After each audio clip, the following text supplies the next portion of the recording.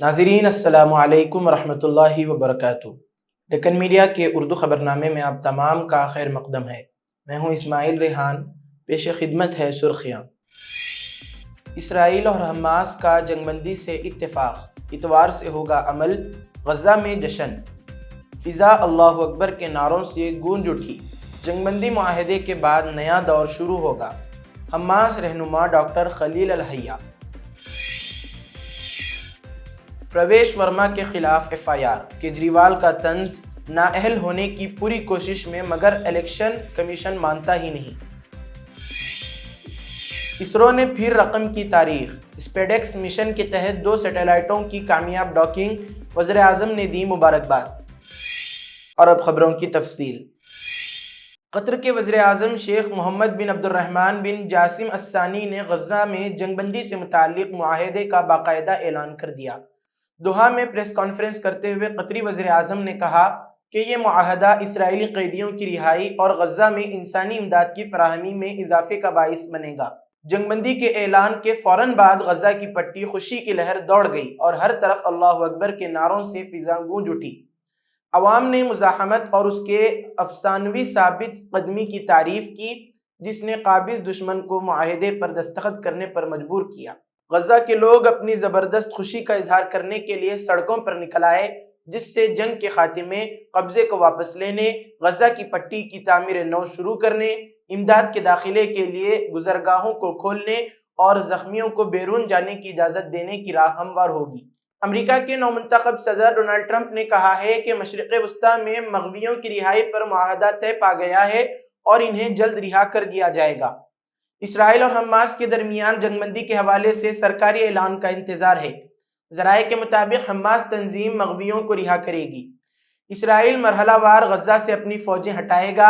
Hamas तंजीम सबसे पहले 19 साल से कम उम्र ख़वातीन और नौजवानों को रिहा करेगी। गज़ा मुआहदे का पहला मरहला 42 दिन जारी रहेगा, जिसमें हमास तंजीम तकरीबन 34 यरगमालियों को रिहा करेगा। अमेरिका के नौमुंतखब सदर डोनाल्ड ट्रंप ने कहा, यह जंगबंदी मुआहदा नवंबर में हमारी तारीखी फतेह का नतीजा है, क्योंकि उसने दुनिया को यह इशारा दिया था कि मेरी इंतजामिया अमन की कोशिश करेगी और तमाम अमरीकियों की हिफाजत और सलामती को यकीनी बनाने के लिए एक मुआहदे को अंजाम देने के लिए काम करेगी।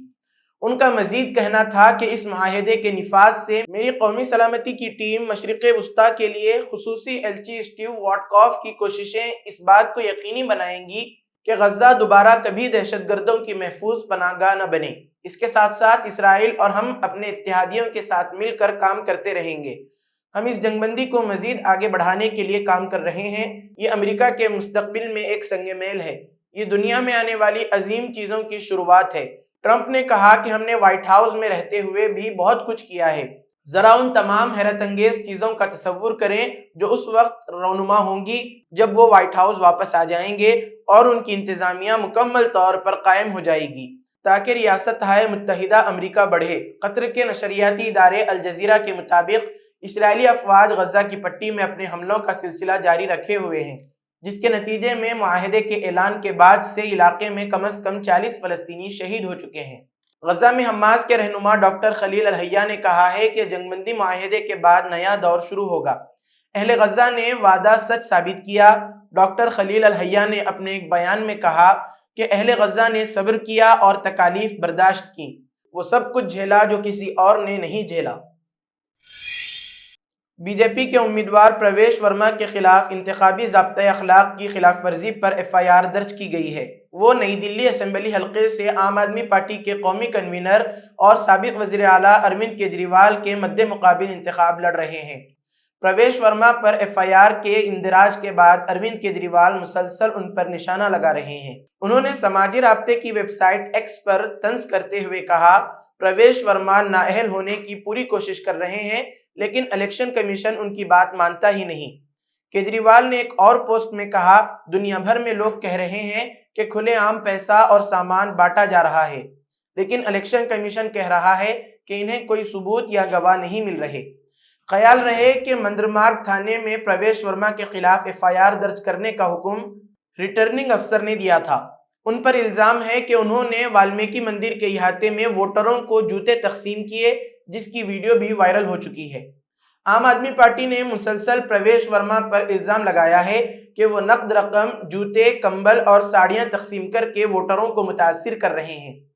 پارٹی نے سوشل میڈیا پر متعدد ویڈیوز شیئر کی اور الیکشن کمیشن سے بار بار شکایت کی ہے کہ ورما طاقت کے زور پر جیتنے کی کوشش کر رہے ہیں۔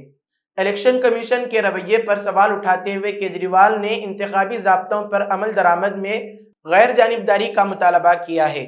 یہ معاملہ سیاسی طور پر خاصی گرما گرمی پیدا کر چکا ہے۔ ہندوستانی خلائی تحقیقی تنظیم اسرو نے جمعرات کو ایک بار پھر سے تاریخ رقم کر دی ہے۔ اسرو نے اسپیڈ ایکس مشن کے تحت 2 سیٹلائٹ کو کامیابی کے ساتھ ڈاک کرنے کا عمل پورا کر لیا۔ اس کے ساتھ ہی ہندوستان، امریکہ، روس اور چین کے بعد یہ کارنامہ انجام دینے والا چوتھا ملک بن گیا ہے۔ اسرو کی اس کامیابی پر پورے ملک میں خوشی کی لہر ہے اور سیاسی و سماجی رہنماؤں سمیت مختلف شعبۂ زندگی سے تعلق رکھنے والی اہم شخصیات نے مبارکباد دی ہے۔ اسرو نے اس سلسلے میں سوشل میڈیا پر ایک پوسٹ کرتے ہوئے اسے تاریخی لمحہ بتایا۔ اسرو نے ایکس پر لکھا، ہندوستان نے خلائی تاریخ میں اپنا نام درج کر لیا ہے۔ سوپربھات بھارت، اسرو کے اسپیڈ ایکس مشن نے ڈاکنگ میں تاریخی کامیابی حاصل کی ہے۔ اس لمحے کا گواہ بن کر فخر محسوس ہو رہا ہے۔ اسرو کی اس کامیابی پر وزیر اعظم نریندر مودی نے مبارکباد پیش کی ہے۔ انہوں نے سوشل میڈیا پر کیے گئے اپنے ایک پوسٹ میں لکھا، سیٹلائٹس کی خلائی ڈاکنگ کے کامیاب مظاہرے کے لیے اسرو کے ہمارے سائنسدانوں اور مکمل خلائی برادری کو مبارکباد۔ یہ آنے والے برسوں میں ہندوستان کے اہم اور کثیر المقاصد خلائی مہمات کے لیے ایک بڑا قدم ہے۔ سپریم کورٹ نے ریاستوں اور مرکز کے زیر انتظام علاقوں کو انتباہ کیا ہے کہ اگر وہ گمراہ کن اشتہارات کے خلاف کارروائی کرنے میں ناکام رہے تو ان کے خلاف توہین عدالت کی کارروائی کی جائے گی۔ دراصل جسٹس ابھے ایس اوکا اور جسٹس اجول بھوئیاں کی بینچ نے سینئر وکیل شادان فراست کی طرف سے پیش کردہ نوٹ کا جائزہ لیا اور یہ دیکھا کہ کئی ریاستیں متعلقہ ہدایات پر عمل نہیں کر رہی ہیں۔ بینچ نے کہا، ہم یہ واضح کرتے ہیں کہ اگر ہمیں یہ پتہ چلتا ہے کہ کسی ریاست یا مرکز کے زیر انتظام علاقے نے متعلقہ ہدایات پر عمل آوری نہیں کی ہے تو ہمیں متعلقہ ریاستوں یا مرکز کے زیر انتظام علاقوں کے خلاف عدالت کی توہین کے ضابطہ 1971 کے تحت کارروائی شروع کرنی پڑ سکتی ہے۔ دلی اسمبلی انتخابات کے سلسلے میں کانگریس پارٹی نے ایک اور اہم اعلان کرتے ہوئے عوام سے بڑی سہولیات فراہم کرنے کا وعدہ کیا۔ پارٹی نے کہا کہ پارٹی کے اقتدار میں آنے پر عوام کو 500 روپے میں گیس سلنڈر، 300 یونٹ مفت بجلی اور مفت راشن کٹ دینے کا اعلان کیا۔ قبل ازیں کانگریس پارٹی خواتین اور نوجوانوں کے لیے بھی اعلانات کر چکی ہے۔ اس موقع پر دلی کانگریس کے صدر دیویندر یادو نے کہا کہ خواتین پر مہنگائی کا شدید اثر ہوا ہے، جس کے پیش نظر مہنگائی مکتی یوجنا متعارف کرائی گئی ہے۔ اس اسکیم کے تحت ہر خاندان کو مفت راشن کٹ دی جائے گی، جس میں 5 کلو چاول، 2 کلو چینی، 1 لیٹر تیل، 6 کلو دال اور 250 گرام چائے کی پتی شامل ہوگی۔ ایک طرف ملک میں انتہا پسند ہندو تنظیموں کی جانب سے قدیم مساجد میں مندروں کی تلاش جاری ہے اور آئے دن فرقہ وارانہ ہم آہنگی کو نقصان پہنچانے کی کوششیں ہو رہی ہیں۔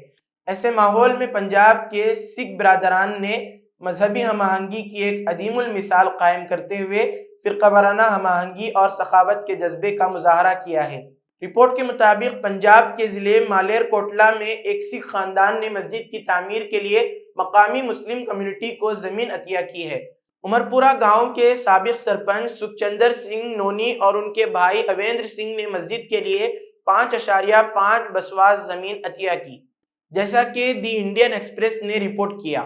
مالیر کوٹلا پنجاب کے واحد ضلع کے طور پر ایک منفرد مقام رکھتا ہے جس میں ایک قابل ذکر مسلم آبادی ہے جو 1947 کی تقسیم کے بعد ہندوستان میں رہ گئی۔ سکھجندر سنگھ نے وضاحت کی کہ گاؤں میں مسلم کمیونٹی کے پاس عبادت گاہ کی کمی ہے اور انہیں نماز پڑھنے کے لیے اکثر پڑوسی گاؤں جانا پڑتا ہے۔ ان کے خاندان نے طویل عرصے سے اس ضرورت کو پورا کرنے کا وعدہ کیا تھا۔ ہمارے گاؤں کی تقریباً 30% آبادی مسلمان ہے اور ان کے پاس مسجد نہیں تھی۔ میں نے اور میرے بھائی نے اپنے عہد کو پورا کرتے ہوئے اس زمین کو عطیہ کرنے کا فیصلہ کیا۔ عطیہ کی گئی زمین کی قیمت 7-8 لاکھ روپے بتائی گئی ہے۔ مرکزی حکومت کی جانب سے وقف بورڈ کے خلاف جاری کوششوں کے درمیان مسلم پرسنل لا بورڈ کو وقف بل کی حمایت میں ایک بڑی کامیابی ملی ہے۔